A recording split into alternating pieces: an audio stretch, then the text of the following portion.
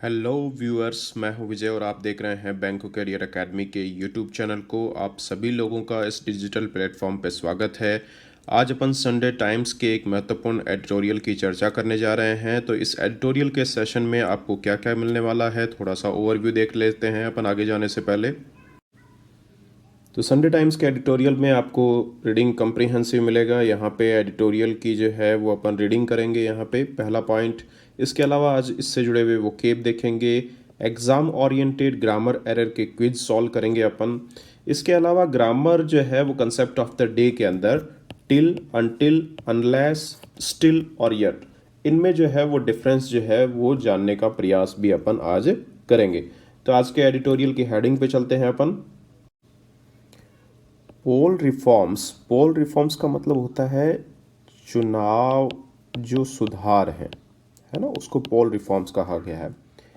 Can help, मदद कर सकते हैं। फिक्स यानी इस चीज़ को सॉल्व करने में।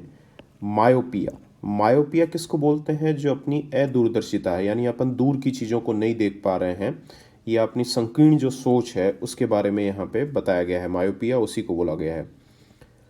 क्रॉकरी का मतलब यहाँ पे जो है वो किसी चीज़ को चीट करने को लेकर है। चीटिंग से जुड़ा हुआ शब्द हो सकता है ये, या कोई फ्रॉड जो है वो किया जा रहा है उससे जुड़ा हुआ हो सकता है, या अपन जो है वो किसी चीज़ के प्रति डिसऑनेस्टी है तब अपन इस चीज़ वर्ड का यूज़ कर सकते हैं। ये आपको ये ध्यान रखना है।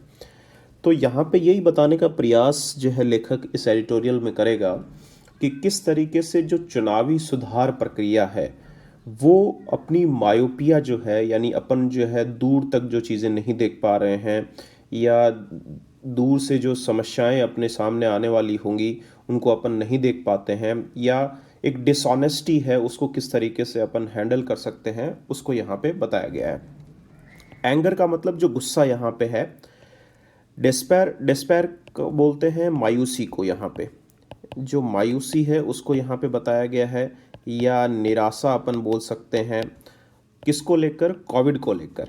डोमिनेट का मतलब वो हावी है अभी किसके ऊपर? न्यूज़ में और कन्वर्सेशन के अंदर। हाउ पैथेटिकली, किस तरीके से एक दयनीय दशा में इंडियन पब्लिक हेल्थ यानी भारतीय जो स्वास्थ्य जो ढांचा है हैज़ फेल्ड यानी वो नाकाम हो गया है यहाँ पे। तो किस तरीके से यहाँ पे भारतीय स्वास्थ्य तंत्र की नाकामयाबी यहाँ पे बताई जाएगी इसी के अंदर। और इसके अलावा चुनावी तंत्र में सुधार करके अपन इन चीज़ों को आने वाले समय के अंदर हमारी जो मायोपिया है उसको अपन कैसे रिजॉल्व कर सकते हैं, ये भी आज के एडिटोरियल में बताया जाएगा। Every party points fingers eight other, यानी प्रत्येक पार्टी एक दूसरे के ऊपर जो है यहाँ पे जो है अंगुली उठाती है। यट इन सम सेंस, लेकिन जो है वो कुछ जो है वो सेंसेस में या कुछ जो है वो संवेदनाओं में। वोटर्स इन डेमोक्रेसी, यानी लोकतंत्र के अंदर जो वोटर्स हैं must be part of the problem, वो निश्चित तौर पर इस समस्या का जो है वो हिस्सा होने चाहिए। Voters have had chances galore का मतलब होता है भरपूर चांस मिलना, है ना, काफ़ी ज़्यादा चांसेस मिलना। To make public health a top electoral priority but never do. तो यहाँ पे लेखक क्या बताना चाह रहा है कि वोटर्स के पास काफ़ी ज़्यादा मात्रा में जो है वो यहाँ पे चांसेस मिले हैं या उनको अवसर जो है वो यहाँ पे मिले हैं।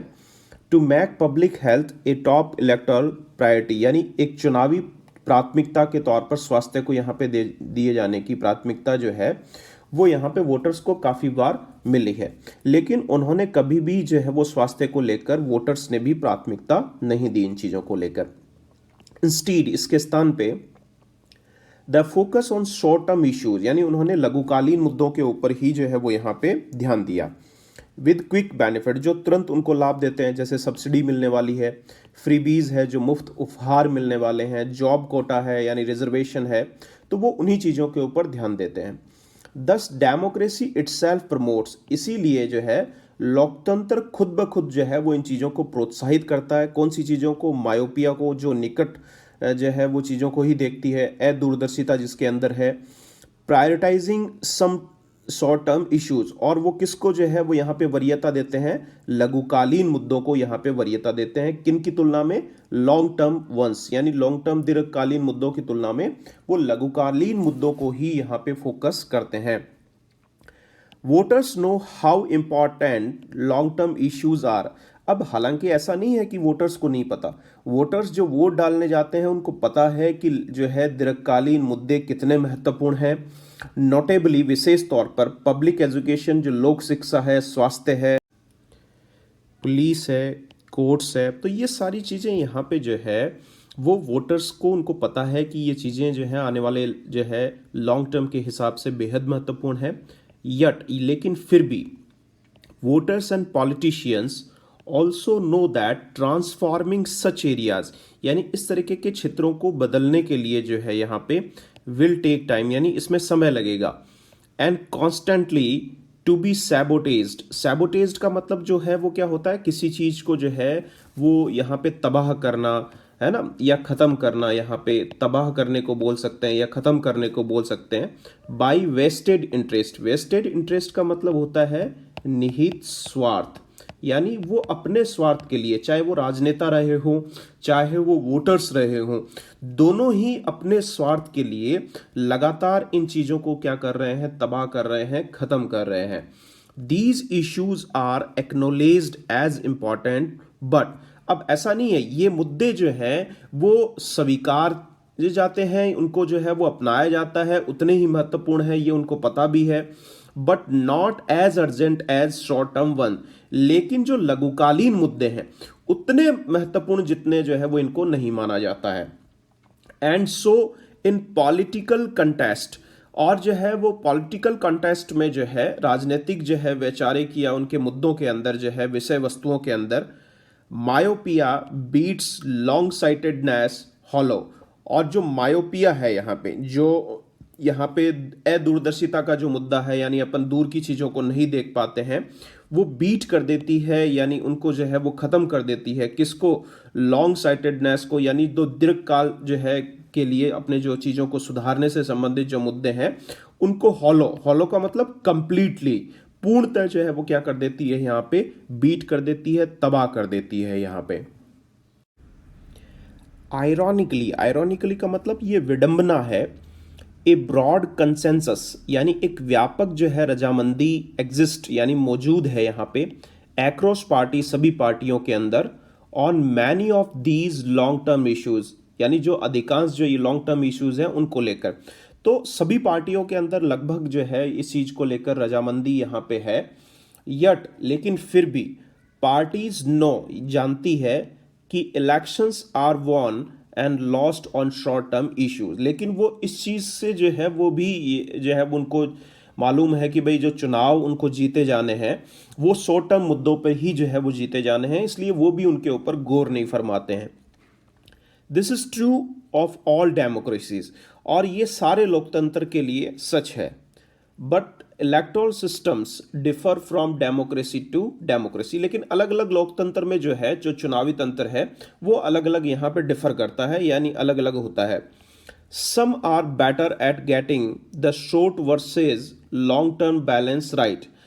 कुछ जो है वो यहाँ पे बेहतर है उन चीज़ों को जो है वो ले पाना, शॉर्ट टर्म मुद्दों को, किनकी जो है वो तुलना में, यहाँ पे लॉन्ग टर्म जो है वो मुद्दों की तुलना में। यहाँ पे India needs a fundamental democratic overhaul का मतलब होता है देखो किसी चीज़ में जो है बदलाव करना, है ना, या किसी चीज़ को जांचना या रीस्टोर करना, अपन कई तरीके के अर्थ होते हैं इसके। तो इंडिया नीड्स फंडामेंटल डेमोक्रेटिक ओवरहोल, क्योंकि भारत को ज़रूरत है एक आधारभूत लोकतंत्रात्मक जो है वो बदलाव की, to make it myopic and less dependent on bribes and black money, ताकि जो है वो कम निर्भरता यहाँ पे बने घूसखोरी पर और ब्लैक मनी के ऊपर।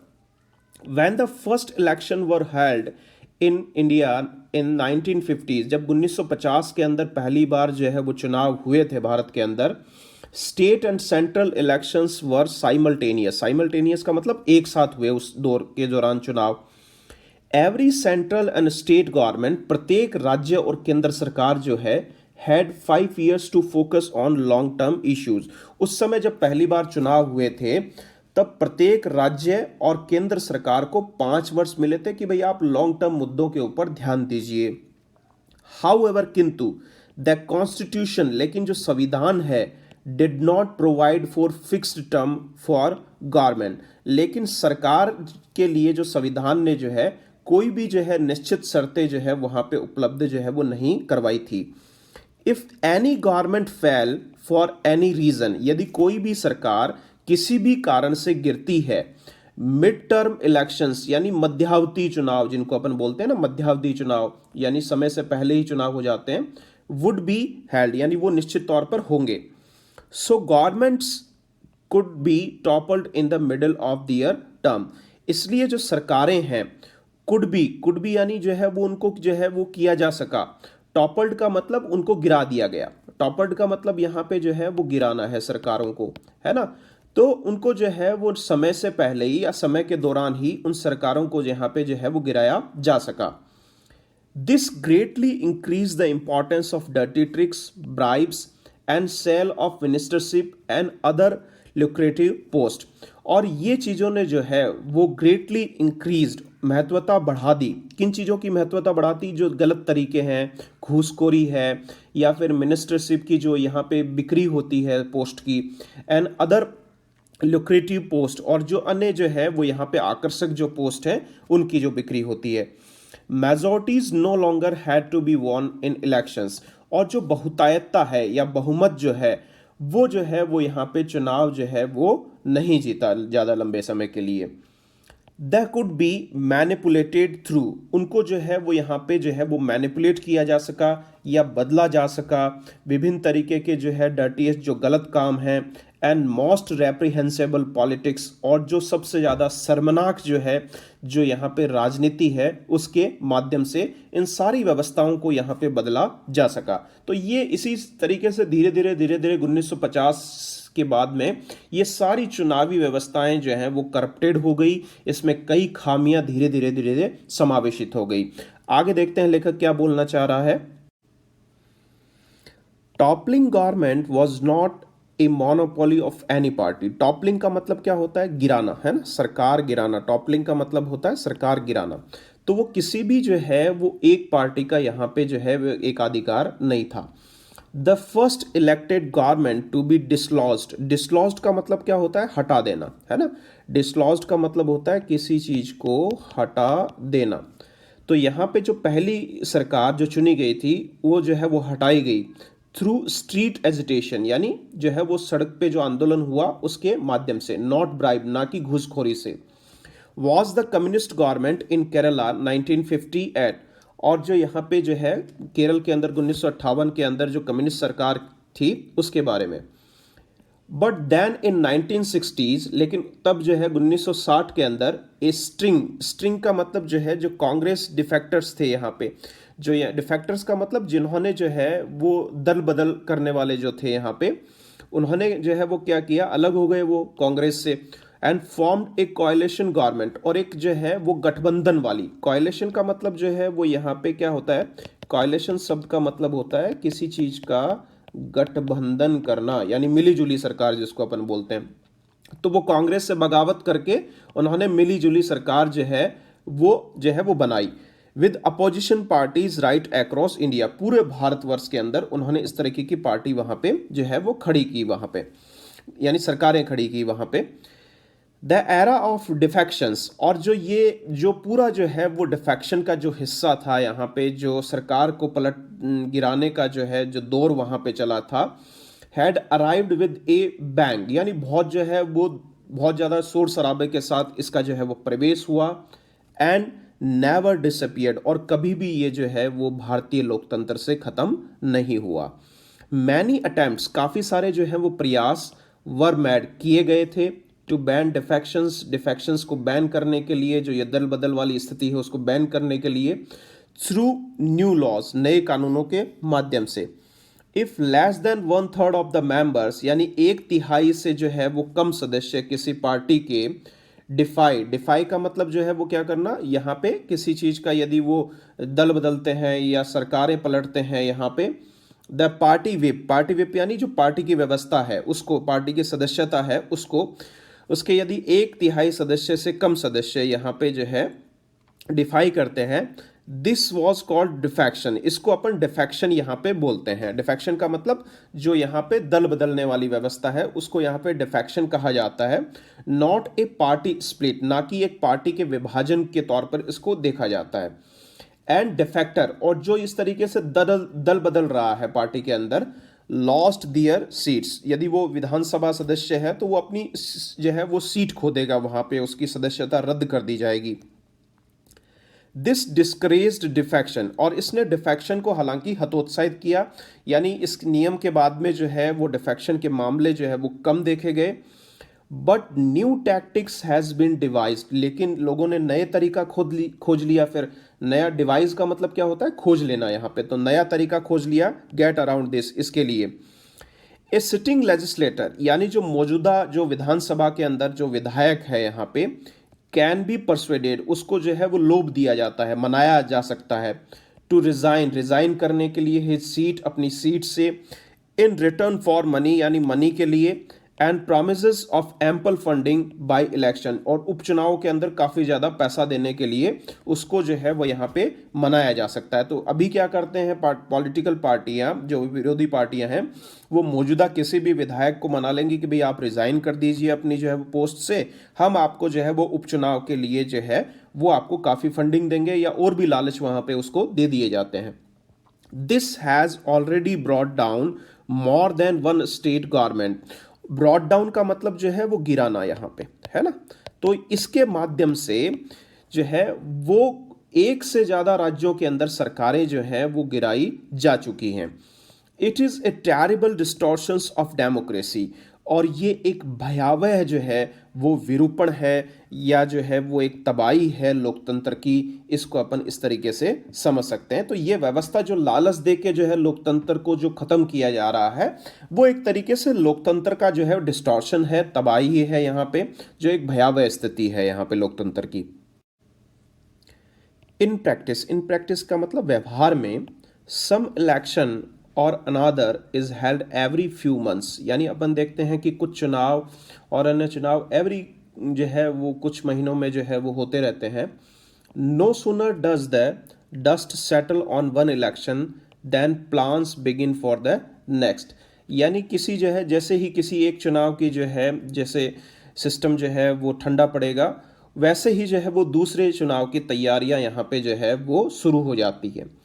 अनलाइक नेहरूवियन डेज, यानी जो है वो नेहरूवादी दिनों के विपरीत, there is no period for several years when governments can focus on long term issue, यानी कोई भी जो है वो काफ़ी सालों से ऐसा कोई भी समय नहीं रहा है जब सरकारों ने जो है वो यहाँ पे लॉन्ग टर्म इश्यूज पे फोकस जो है वो कर सकी हैं, ऐसा कोई समय नहीं रहा यहाँ पे। The need to focus instead on short-termism in ways inconceivable। inconceivable का मतलब होता है कोई भी चीज़ समझ से बाहर होना, है ना। inconceivable का मतलब जो है वो समझ से बाहर होना कोई चीज़, ठीक है।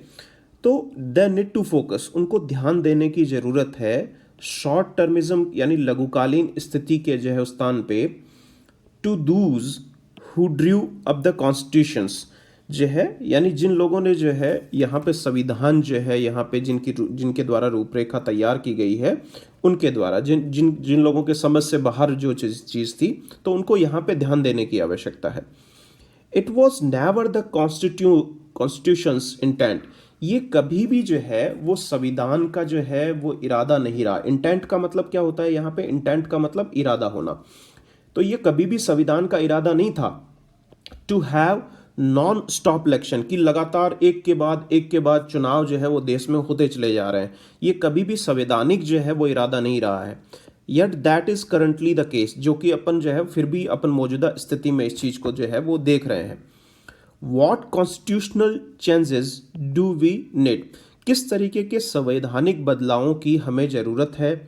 फर्स्ट आफ्टर एवरी इलेक्शन, अब पहला जो है वो बदलाव किस तरीके की चीज़ों की ज़रूरत है कि प्रत्येक जो है वो चुनाव के बाद द रिलेवेंट असेंबली, जो संबंधित असेंबली है, should be asked to elect a leader, यानी उसको यहाँ पे जो है वो कहा जाना चाहिए कि भाई आप एक नेता का चुनाव यहाँ पे करिए, who will hold office for full 5 years, जो आने वाले 5 सालों के लिए जो है वो इसके अंदर जो है वो यहाँ पे जो है एक नेता के तौर पर यहाँ पे बना रहेगा, एक सुप्रीम लीडर के तौर पर बना रहेगा।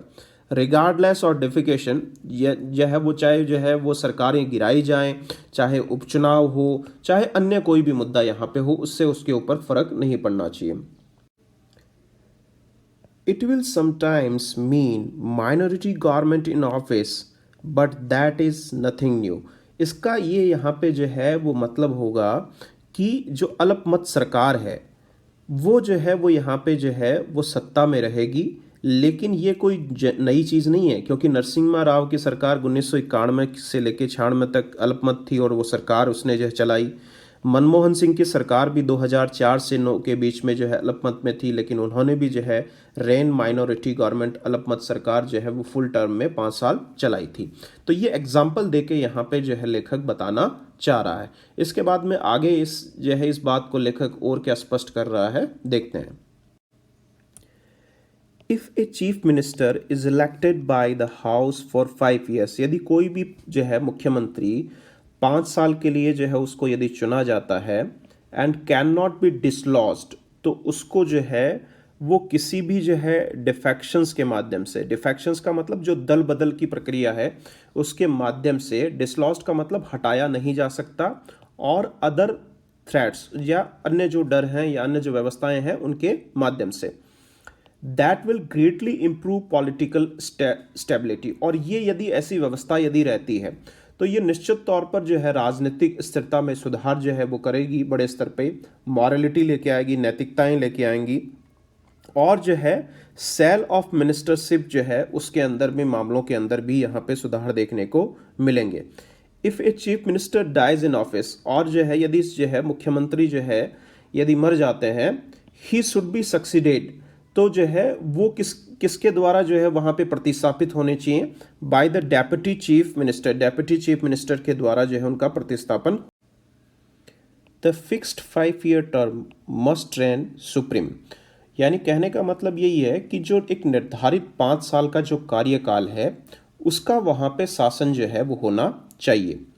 आई oppose simultaneous elections to the state and centre every 5 year, लेखक यहाँ पे बोल रहा है कि भाई मैं हमेशा ही जो है वो केंद्र और राज्य सरकारों के एक साथ चुनाव होने की व्यवस्था का विरोध करता हूँ। We need elections more often than that to test public thinking and delink national politics from state politics, यानी निश्चित तौर पर जो है वो हमें चुनावों की ज़रूरत है, इस तरीके के चुनाव की जो राष्ट्रीय राजनीति और राज्यों की राजनीति को यहाँ पे अलग अलग करती है, यानी इस तरीके की चुनाव व्यवस्था की अपन को ज़रूरत है। इसीलिए जो है वो यहाँ पे हर 5 साल में चुनाव एक साथ यहाँ पे नहीं होने चाहिए। State election should be held half way through a national election 5 year term, यानी 5 साल जैसे जो है वो राष्ट्रीय जो चुनाव होते हैं उसके बीच में जो है वो राज्यों के चुनाव होने चाहिए। नेट रिजल्ट, इसका मतलब क्या है कि we will have elections every 2.5 years, यानी हर प्रत्येक 2.5 साल से अपन को चुनाव देखने को मिलेंगे यदि ऐसी व्यवस्था होती है तो, यानी 2.5 साल के बाद में जो है ये एक राज्य जो है राज्यों के चुनाव हो जाते हैं और 2.5 साल बाद में जो है वो केंद्र के चुनाव यहाँ पे हो जाते हैं। Alternating between the national and state level, I have suggested such electoral reform several times, लेखक बोल रहा है कि भाई इस तरीके की चुनावी सुधार व्यवस्था का मैंने कई बार जो है वो यहाँ पे सुझाव दिया है। इन द लास्ट 5 डेकेड्स, पिछले 5 दशकों में। Many see the logic of it, और काफ़ी सारे जो हैं वो इसमें तर्क जो है वो यहाँ पे देखते हैं। But no one is willing to actually change the system, लेकिन कोई भी नहीं चाहता कि इस व्यवस्था के अंदर जो है वास्तव में सुधार यहाँ पे हो। That will create too many short term winners, और ये सारी चीज़ें जो हैं वो काफ़ी सारे शॉर्ट टर्म जो हैं विजेताओं को यहाँ पे बनाती है। And for that reason the long term gains will be ignored, और यही वो कारण है जिसकी वजह से जो दीर्घकालीन जो फायदे हैं, जो बेनिफिट्स हैं, उनको नज़रअंदाज किया जाएगा यहाँ पे।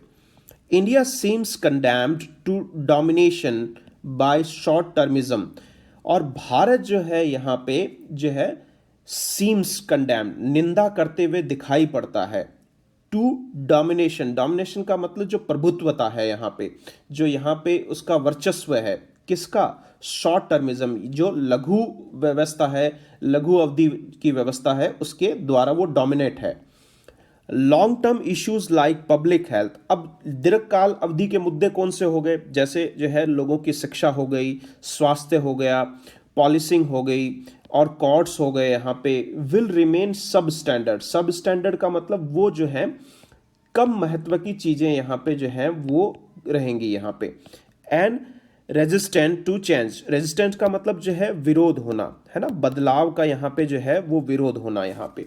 तो ये सारी चीज़ें जो है वो यहाँ पे बनी रहेंगी। यदि अपन इन चीज़ों के ऊपर इस तरीके से ही देखेंगे तो कम महत्व की चीज़ें इसी तरीके से लोकतंत्र में जो है वो इस चीज़ का वजूद बना रहेगा और अपन को इसी तरीके से आने वाले समय के अंदर भी इस तरीके की जो है समस्याओं से जूझना पड़ेगा।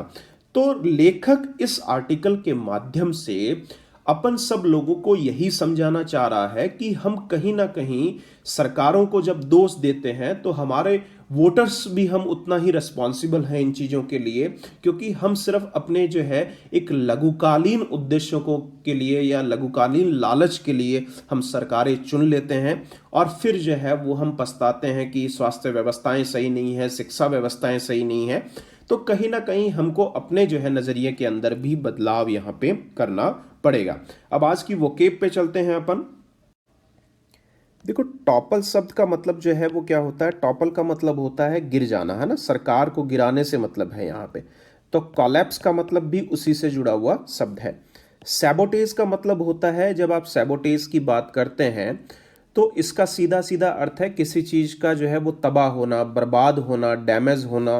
तो ये डैमेज के अर्थ में भी इसका उपयोग जो है वो किया जा सकता है। नोटेबली का मतलब जो है वो क्या होता है, स्पेशली, विशेष तौर पर। तो स्पेशली जो है वो इसी से जुड़ा हुआ शब्द है। मायोपिया का मतलब होता है जो है अपन दूर की चीज़ों को नहीं देख पाते हैं, है ना। तो इसका मतलब हो गया नैरो आउटलुक, यानी अपना जो है नज़रिया एक सीमित क्षेत्र में ही बंधा हुआ है ना, दूर की चीज़ों को अपन नहीं देख पा रहे हैं, तो नैरो आउटलुक उसी से जुड़ा हुआ है। गैलोर का मतलब होता है भरपूर मात्रा के अंदर, बहुत ज़्यादा मात्रा के अंदर, तो प्लेंटीफुल उसी से जुड़ा हुआ शब्द है यहाँ पे। कंसेंसस का मतलब होता है सहमति, तो अकॉर्ड जो है वो सहमति को ही यहाँ पे बता रहा है। ओवरहॉल का मतलब जो है वो किसी भी चीज़ के यहाँ पे रीस्टोर करना या जांच पड़ताल करने को लेकर यहाँ पे है। तो रीस्टोर, इंस्पेक्शन एंड रिपेयर से जुड़ा हुआ शब्द है, तो ये 7 नंबर इससे संबंधित है। लुक्रेटिव का मतलब होता है आकर्षक या जो फायदेमंद है, तो प्रोडक्टिव है वो लुक्रेटिव हो सकता है, तो यहाँ पे प्रोडक्टिव इसी से जुड़ा हुआ शब्द है। अब कोई भी चीज़ मैनिपुलेट की जा रही है, मैनिपुलेट करने का मतलब क्या होता है कि आप उस चीज़ को जो है वो क्या कर रहे हैं, यहाँ पे उस चीज़ के अंदर बदलाव कर रहे हैं या उसके साथ छेड़छाड़ कर रहे हैं या अपनी चालाकियाँ उसके साथ कर रहे हैं। तो मैनवर जो है वो मैनिपुलेट से ही जुड़ा हुआ शब्द यहाँ पे है। थ्रेट का मतलब जो है वो खतरा होता है, डेंजरनेस की स्थिति को ही निरूपित कर रहा है, तो यहाँ पे 10 नंबर जो है वो ए से जुड़ा हुआ है। इसके बाद में आज के ही कुछ वोकेब को और देखते हैं अपन। अगला शब्द है कंडेम। कंडेम का मतलब होता है निंदा करना, क्रिटिसाइज करना, तो उसको अपन कन्विक्ट भी बोलते हैं, तो कन्विक्ट यहाँ पे इसी से जुड़ा हुआ शब्द है। डिफेक्शन का मतलब जो है वो यहाँ पे फेलियर को लेकर है यहाँ पे, यानी वो जो है सरकार फेल हो जाती है, सरकार गिर जाती है, दल बदलने वाली स्थिति है, तो फेलियर यहाँ पे जो है डिफेक्शन से जुड़ा हुआ है। टेरिबल का मतलब होता है भयावह स्थिति, है ना, टेरिबल जो है वो भयावह स्थिति को यहाँ पे बोलते हैं, तो हॉरिबल जो है वो उसी से जुड़ा हुआ शब्द है। इनकंसीवेबल, इनकंसीवेबल का मतलब होता है कोई भी चीज़ असंभव है, इम्पॉसिबल है यहाँ पे, तो उसको यहाँ पे इससे संबंधित करते हैं इम्पॉसिबल से। डिफाई का मतलब होता है किसी को अपोज करना, विरोध करना वहाँ पे, तो ये विरोध करने वाला, अपोज करने वाला शब्द इसी से जुड़ा हुआ है।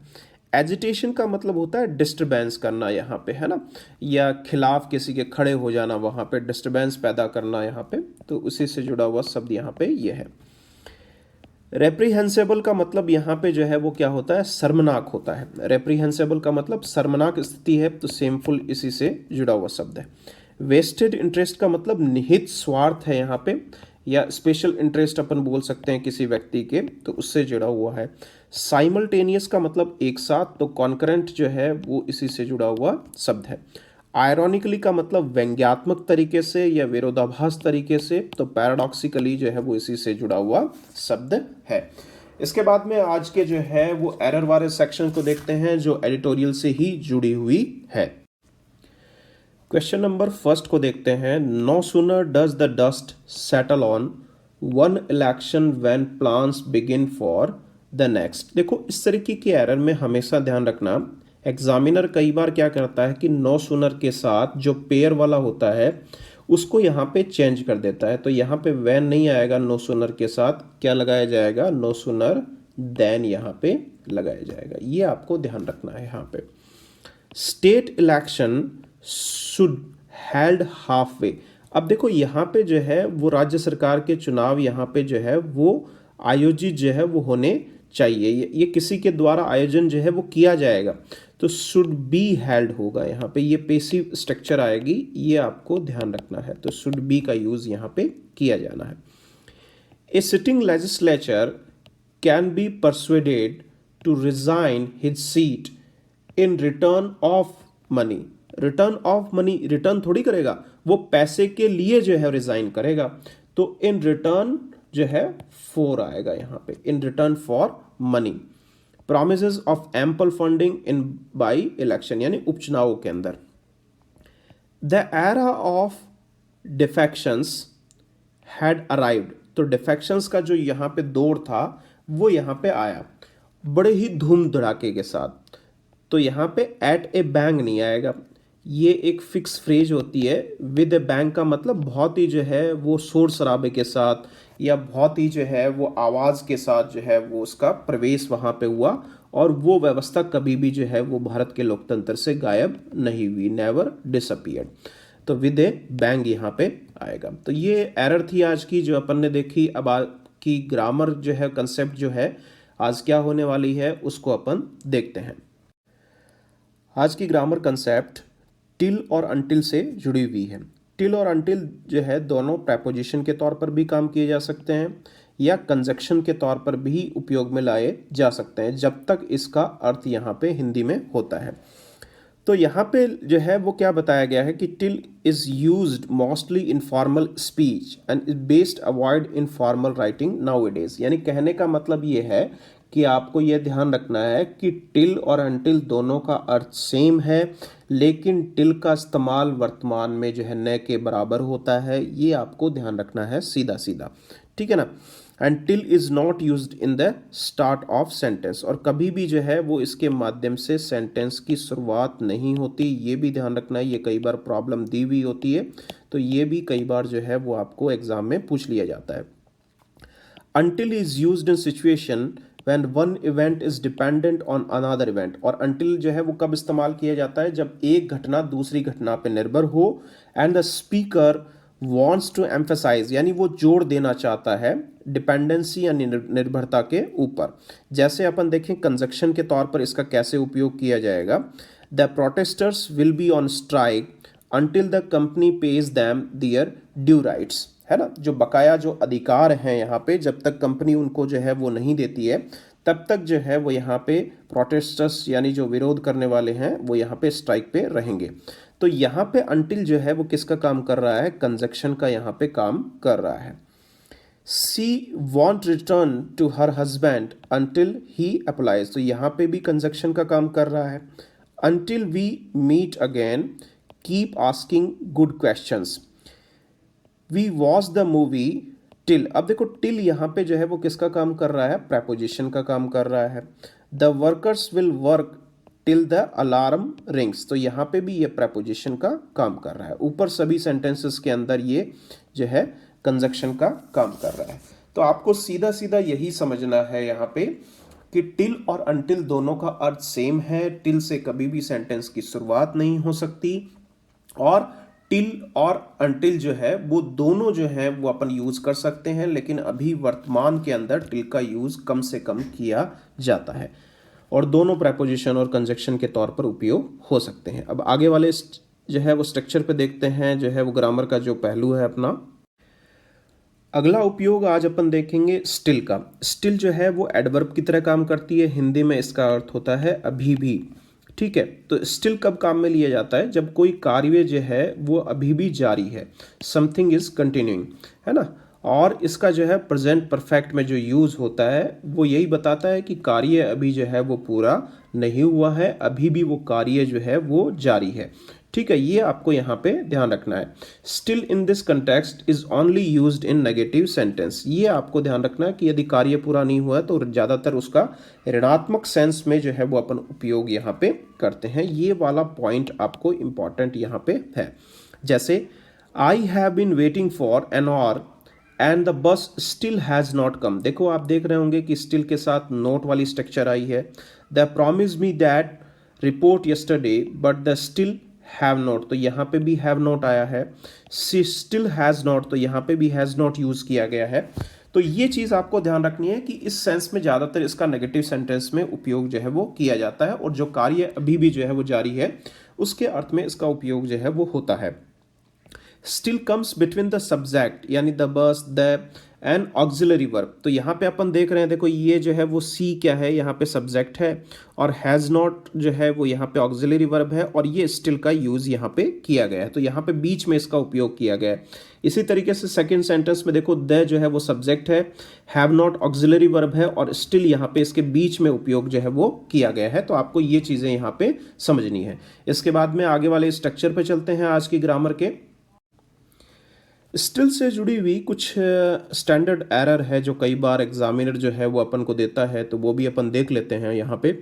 We do not use still after the main verb, यानी कभी भी जो है वो मैन वर्ब के बाद में अपन इसका उपयोग जो है वो यहाँ पे नहीं करेंगे। जैसे हैव जो है यहाँ पे आपको ध्यान रखना है, हैव जो है यहाँ पे मैन वर्ब का काम कर रहा है। तो teachers have an important role, तो ये हैव जो है वो मैन वर्ब है। तो यहाँ पे मैन वर्ब से जो है यहाँ पे पहले स्टिल का उपयोग जो है वो किया गया है। यदि आप हैव स्टिल लिखते हैं तो वो लिखना गलत होगा, ऊपर वाला यहाँ पे सही है। दूसरी चीज़ यहाँ पे जो है क्या बोली जा रही है कि we do not use still before the first auxiliary और modal in a affirmative clause, यानी जो यहाँ पे पॉजिटिव सेंटेंस जो है। तो यहाँ पे आप देख रहे हैं कि कभी भी जो है वो स्टिल का जो उपयोग है वो यहाँ पे मॉडल वर्ब और जो है वो यहाँ पे ऑक्सिलरी से जो है वो पहले यहाँ पे जो है वो नहीं किया जाएगा अफर्मेटिव क्लोज के अंदर। जैसे the price of petrol is still going up. अब देखो यहाँ पे इज जो है वो क्या आया है, यहाँ पे ऑक्सिलरी वर्ब है और उसके बाद में स्टिल का यूज़ किया गया है। यदि आप इसको स्टिल इज गोइंग अप लिखते हैं तो वो गलत हो जाएगा यहाँ पे।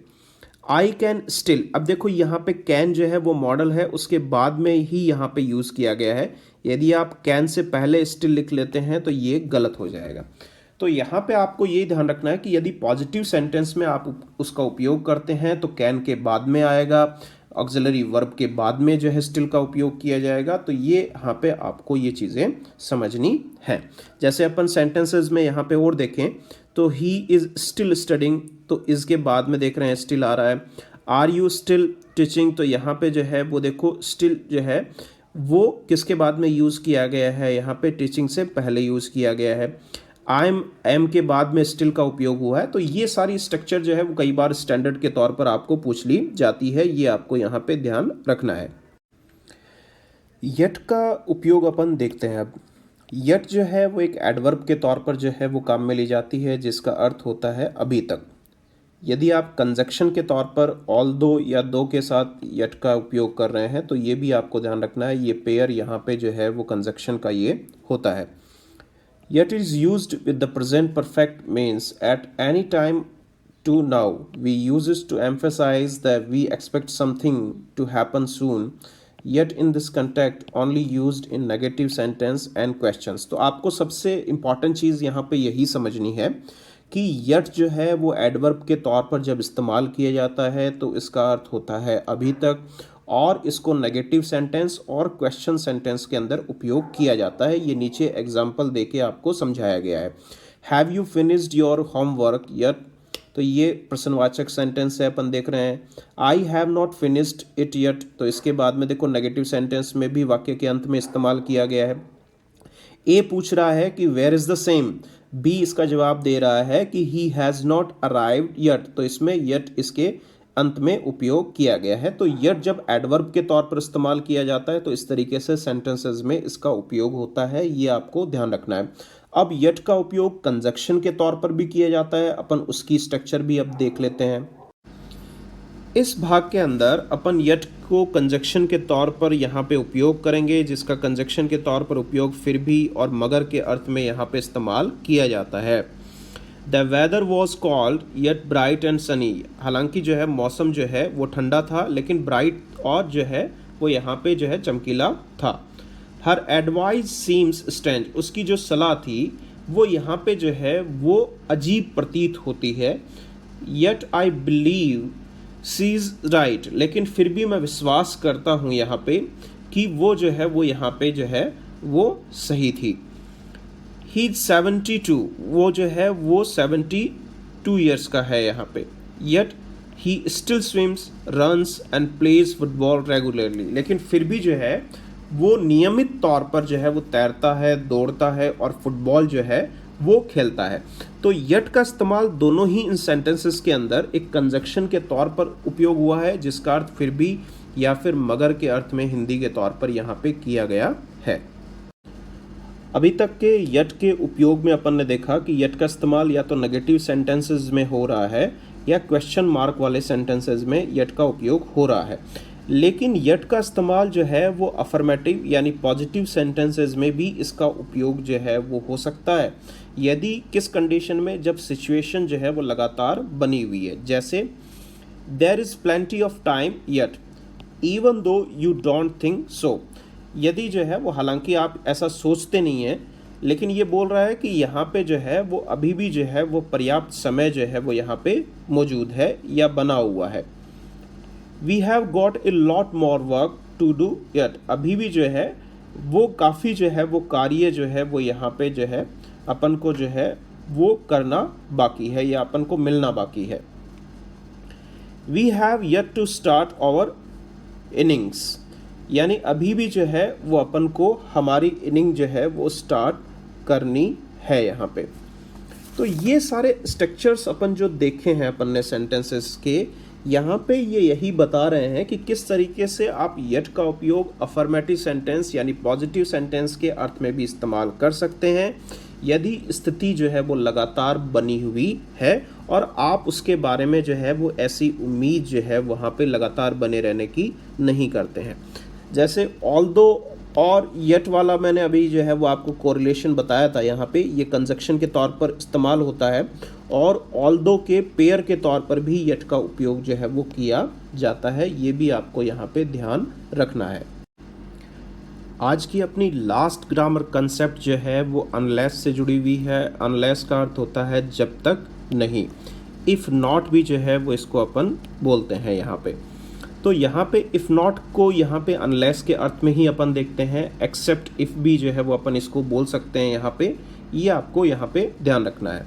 तो इफ़ यू डोंट स्टडी, यदि तुम अध्ययन नहीं करते हो तो you will fail your exam, तो तुम अपने एग्ज़ाम में क्या हो जाओगे, असफल जो है वो हो जाओगे। यहाँ पे इसको अपन दूसरे तरीके से कैसे लिख सकते हैं, अनलेस यू स्टडी, यदि तुम अध्ययन नहीं करते हो तो यू विल फेल, तो तुम जो है वो क्या हो जाओगे, फेल हो जाओगे।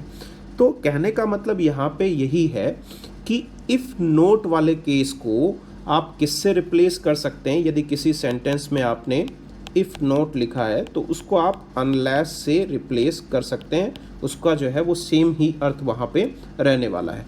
ये कंसेप्ट आपको जो है वो अच्छे से यहाँ पे समझनी है। जैसे I'll be at your place at 9, यानी मैं जो है वो 9 बजे तुम्हारे स्थान पे होऊंगा। Unless the bus is late, यदि जो है वो किस कंडीशन में, यदि बस जो है वो देर नहीं करती है तो एक्सेप्ट जो है वो यदि इस कंडीशन को छोड़कर, तो एक्सेप्ट इफ़ के यूज़ में भी जो है वो अपन अनलेस का उपयोग कर सकते हैं। जैसे the front room was never used, यानी जो सामने वाला रूम जो है उसका कभी उपयोग नहीं हुआ था। Unless we had important visitor, कब तक, जब तक यहाँ पे महत्वपूर्ण विजिटर जो है वो वहाँ पे नहीं आता है। तो यहाँ पे एक्सेप्ट इफ, यदि जो है वो ऐसा नहीं होता है तो उसके अर्थ में भी आप अनलेस को यहाँ पे एक्सेप्ट इफ के अर्थ में भी रिप्लेस यहाँ पे कर सकते हैं। तो बेसिक कंसेप्ट आपको यही समझनी है कि अनलेस का जो उपयोग है यहाँ पे कंजक्शन के तौर पर जो अपन उपयोग करते हैं वो इफ नोट को रिप्लेस करके कर सकते हैं, एक्सेप्ट इफ को भी जो है वो रिप्लेस करके यहाँ पे अपन इसका उपयोग कर सकते हैं। ये मूल कंसेप्ट आपको यहाँ पे समझनी है। अनलेस के ही उपयोग की ये आज की अपनी फाइनल स्लाइड है। इस पे अपन जो है वो कुछ समराइज करेंगे चीज़ों को कि अनलेस का उपयोग प्रेजेंट टेंस के साथ हो सकता है, यहाँ पे अनलेस पास्ट टेंस को डिफाइन कर सकता है, अनलेस प्रेजेंट को कर सकता है, लेकिन ध्यान रखना अनलेस कभी भी फ्यूचर के साथ यहाँ पे नहीं आएगा, ये आपको यहाँ पे समझना है। ठीक है, दूसरी चीज़ यहाँ पे आपको एक चीज़ और ध्यान रखनी है कि अनलेस जो है वो not that sentence after unless is always positive sentence. ये कई बार एग्जामिनर क्या करता है, इसी बात की एरर एग्जाम में आपको देता है, यानी अनलेस वाले सेंटेंस में आपको जो है वो एग्जामिनर क्या करता है, नोट भी दे देता है साथ में। तो इसके साथ कभी भी जो है वो नोट नहीं आएगा, ये आपको ध्यान रखना है हमेशा के लिए। ठीक है, तो unless you don't study you will fail, तो यहाँ पे अपन देख रहे हैं कि अनलेस के साथ इसने नेगेटिव यूज़ कर लिया जो कि यहाँ पे गलत है यहाँ पे। तो ये चीज़ यहाँ पे आपको समझनी है बहुत अच्छे से। यहाँ पे इसकी फाइनल कंसेप्ट अपन को और ध्यान में रखनी है यहाँ पे एक, कि we do not use unless when we mean if, यानी कभी भी आपको ये ध्यान रखना है कि अनलेस का जो उपयोग है वो इफ़ के स्थान पे नहीं किया जाएगा, ये आपको ध्यान रखना है। If you feel ill I can drive, तो यहाँ पे अनलेस यू फील इल लिखना जो है वो क्या है, गलत होगा यहाँ पे। ठीक है ना, तो ये चीज़ भी कई बार एग्जामिनर इस तरीके की चीज़ें भी अपन को जो है वो दे देता है, तो इस तरीके की एरर्स का भी अपन को ध्यान रखना होता है। तो ये आज का सेशन था जिसमें अपन ने अलग अलग तरीके की ग्रामर कंसेप्ट को देखा, एडिटोरियल रीड आउट किया आज अपन ने, और ग्रामर एरर को भी वहीं से देखा, और वोकेब के महत्वपूर्ण जो है वो यहाँ पे शब्दावलियों को भी अपन ने मैच पॉइंट के माध्यम से यहाँ पे पढ़ा। तो ये आज का सेशन था, आपको कैसा लगा कमेंट बॉक्स में ज़रूर लिखें। इसी तरीके से आप स्वस्थ रहें जो है और खुश रहें अपने जीवन के अंदर, और अपने अध्ययन को जो है वो जारी रख पाएँ। तो वीडियो को समय देने के लिए आप सभी लोगों को बहुत बहुत धन्यवाद। वीडियो को ज़्यादा से ज़्यादा शेयर करें, लाइक करें, और अपने जो है वो दोस्तों को भी वीडियो देखने के लिए प्रेरित करें। Thanks a lot.